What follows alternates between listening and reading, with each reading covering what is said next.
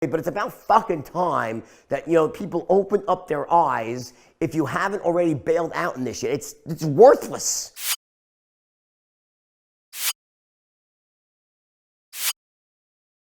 It is the classic example of a scam. Basic, obvious signs of a bubble. They could not have been more clear with Bitcoin. All right, Jordan, my dog, why have you been so wrong at Bitcoin recently? You are the infamous king of the pump and dump. Now, don't get me wrong here, JB, I'm a big fan of yours. I subscribe to your podcast. I have your book. I mean, you're the man. But today we are going to debate the Wolf of Wall Street himself on why he is so passionately wrong about Bitcoin. All right, let's get into it. Let's see what this Ponzi scheming son of a bitch is so wrong about. And this is the key, which most people don't get.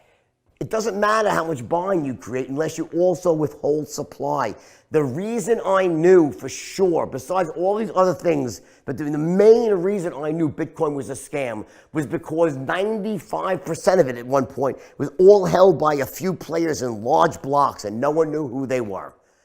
All right, so he starts with why he thinks completely over, above all, Bitcoin's a scam because 95% of people or someone owned the blocks. So what he's talking about here is blockchain. Bitcoin is unique because there are only 21 million of them available. Now, previously, they were all locked up. Now, they're not locked up by anyone. Bitcoin is decentralized, meaning nobody has it.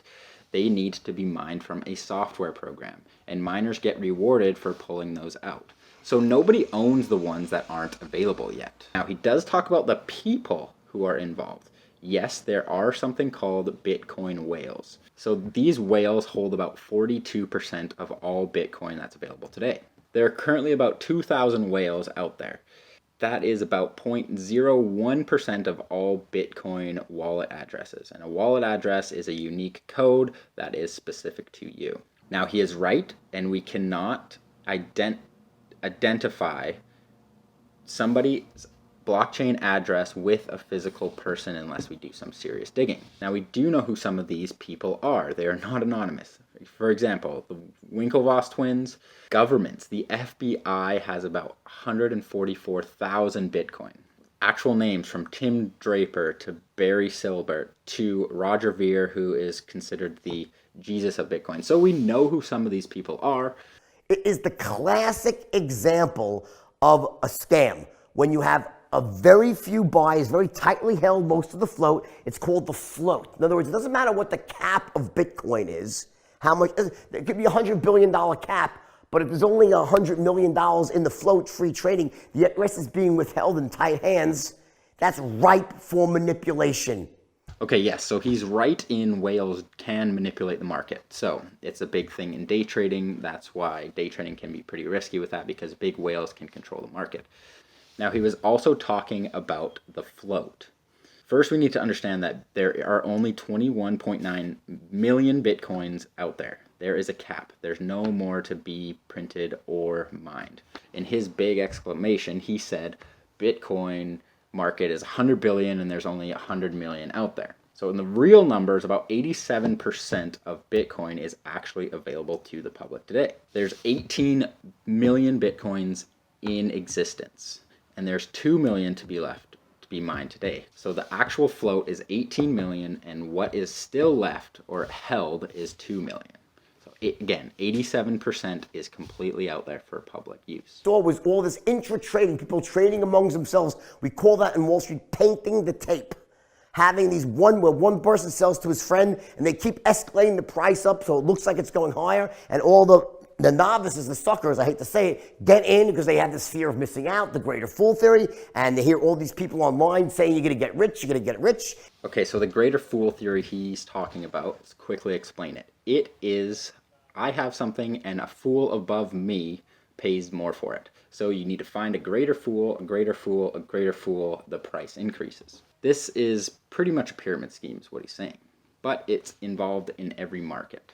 So in every market, we have a combination of the networking price versus the actual intrinsic value. Let's compare iPhones to Androids. So they both have roughly, there's both pros and cons to their actual use case value.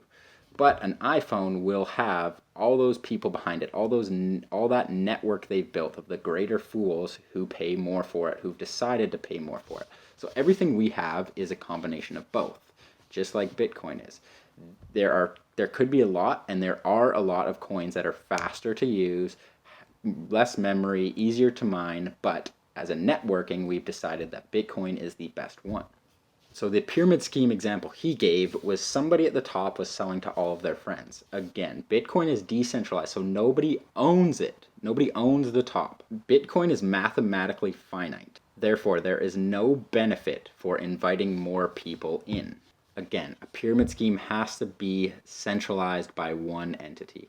Okay, when the haircutters and the drivers and the bartenders are all getting involved in the industry, you know it's over. In other words, everybody jumps in and tries to make money at the very end. I'm pretty sure my haircutter, my driver, nobody I really even know on the street would own a Bitcoin. It's probably pretty rare. We are currently in the early adoption phase for Bitcoin. You can check out some of these charts where we're at in the current supply versus demand cycle for Bitcoin. You don't realize is that it could go to literally zero or 2 cents. He's right in that, yes, it could be zero soon. It could be nothing. It could be worth millions soon. Nobody knows. It's all speculation. It's all in the future. It's no different from other currency markets. It's no different from stock markets. It's why we've had economics to try to predict the future of these investments that we own. The government would never let it have value. They would never allow something to exist that had the potential to be used for money laundering. It's insane, the whole thing. Everybody thinks that Bitcoin is perfect for money laundering. It's a money laundering thing. I don't want to touch it. In reality, Bitcoin is the absolute worst thing you could use for money laundering because it records every single transaction you've ever used publicly. So you can trace back every single transaction. It is the exact same as saying every dollar you spend is recorded on a government spreadsheet to the T, where they could go back and find the serial number of every dollar and where it came from. If the government had that, they would absolutely use it today. So if you're using Bitcoin to money launder, you got to get out. That's a dumb idea. They can track every single thing you've done. Massive buying online through the internet and these clubs, a lot of unsophisticated people, all right? And poof, look where it's going now. It's going to zero. So if you're still in it, I urge you to get out. I don't own any. I have never owned one freaking penny of this stuff. Sucks, Jordan, because if you owned a penny of it when you made this video, it just increased 60% in value. I mean, where else are you going to get 60% gains in the old stock market? I mean, probably back in your day because you're the man, but I mean, where do you get 60% gains right now? I don't know. Maybe it will work, but I'm not even convinced that it even makes any sense, that it's more efficient. We're talking about efficiency. Have you ever tried to send money internationally? It's going to cost you a ton of fees. It's going to take a couple days to get. Today, you can sell 1 billion in Bitcoin, and it is an $87 charge. Bitcoin is peer-to-peer with no middleman, making it more efficient than current middlemen, banks, PayPals that slow it down and charge higher fees. You understand that Bitcoin was no more useful at 10,000 or 20,000 than it was at 1,000. So he's kind of right here saying that if you have a Bitcoin, it's no more useful for you at 10,000 versus 20,000. But it's like saying your stocks are not relevant or not worth anything at $10,000 versus $20,000. Would you say the same thing about your stock? Well, again, that argument is, yeah, you need to sell it first for it to be worth anything, because it's no different sitting there in your account at $1 versus $1 million. Didn't really know what was going on. It's a dark market without a fully transparent exchange where you could see the buyers and sellers in the real-time volume. There will always be manipulation and fraud, because that's how human beings are. Again, every single transaction with Bitcoin is public. Yes, it could be impossible to trace back exactly who the individual is who owns that wallet. If the government had this with their money system, this would be an absolute dream. It is completely not dark. It is the most transparent market of money we've had in a long time. You can actually go visit yourself. Here's blockchain.com. You can see the actual live ticker of the transactions done. just think of the energy drain. So anyone with any this much green, bone in their body would say, "What the fuck is this stuff? It's crazy." They're using more energy than freaking Iceland to make a coin. Hello, it's craziness. This is one of my favorite arguments with Bitcoin. He says, like many others, Bitcoin is terrible for the environment. The amount of energy it takes to mine these things are ridiculous. Yes, it takes a lot of energy, but you can easily change and move a Bitcoin mining rig. You can't easily change a dam or move a dam. You can't easily move a nuclear power plant. Now, why would you want to move it? Because blockchains reward for Bitcoin changes every 4 years. So you're going to get less and less reward for mining Bitcoin, meaning you are going to look for innovation as fast as you can in the energy space.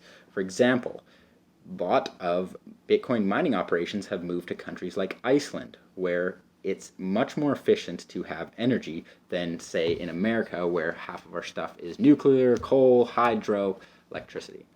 If we're asking the question of what are the energy effects of Bitcoin today, we should also ask the question of what will they be in the future. For example, innovation might lead to greener technology. What economic growth will happen from Bitcoin? Now, these are all things we need to think about. We can't just say, oh, today it's terrible. That's why I said, well, I'm really not going to say Bitcoin itself is a fraud, but it's being used as a fraud. All right? He says it himself here. Bitcoin itself is not a fraud, but it can be used as a fraud. And he should know. He was somebody who pumped shit penny stocks in order to get financial gain for himself. He sees these frauds and he can read them like a book when somebody comes to him talking about Bitcoin. And I'm pretty sure he just wants to stay as far away as possible from it. And there are tons of examples of Bitcoin fraud out there, from fake exchanges to fake ICOs. So anybody can create a coin and offer it publicly, pump that coin into oblivion, and then say it's worth nothing.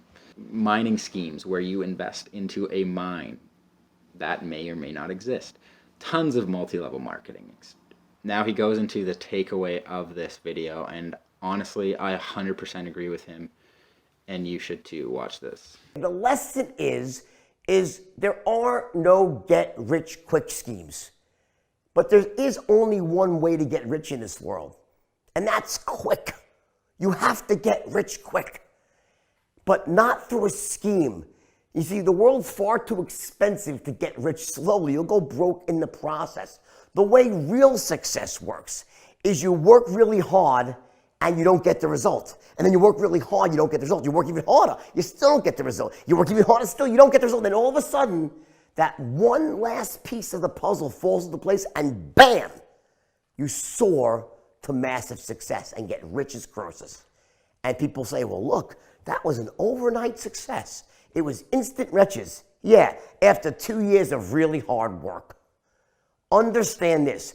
In real success, when I mean getting rich quick, what I mean is that as you work your ass off, you're not seeing the result, but you're making progress. Remember my whiteboard Wednesday from last month, 2 months ago? You're below the waterline. You're invisible. That part of the iceberg that's below the water. You get it? And then finally, that last distinction, that last piece, that last change you make, and poof, you soar to success. The money comes pouring in. Yes, he's 100% right. There are no get-rich-quick schemes. But you do have to get rich quick. The world will beat you down if you do not do that. So who do you think is right? I mean, I urge you to watch his full video. He's a master at persuasion, and I fucking love that shit.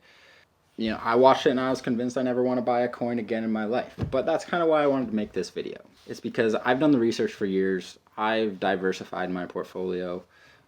It was from multiple sources. It's not just from one guy. It's not just from one product. You should diversify your knowledge, where you get everything from.